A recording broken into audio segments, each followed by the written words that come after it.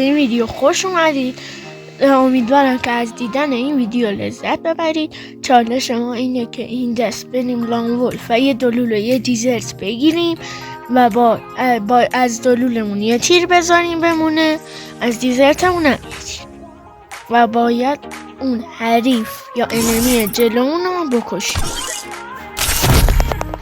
بریم برای انجام دادنش.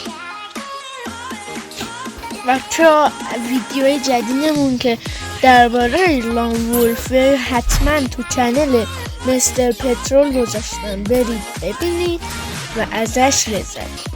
خب این دوران رو ما باید بذاریم این بگیره. یا آخه این چیه؟ نه من دوران رو نمیزنم بگیره، دوران رو میزنمش بگیره. او این شلوار برازیلی داره، من چجوری اینا میخوام تک تیر بزنم. دایا بسته دیگه بچه، حالا میزنیم ما ترسید شما میزنیم ما میزنیم.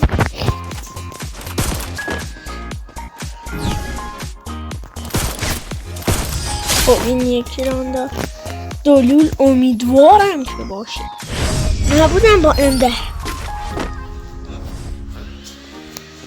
که بله دلولم هست و بریم اشتراک انجام بدیم. چالش خب بقیه تیرموزم خالی کنم بچه ها.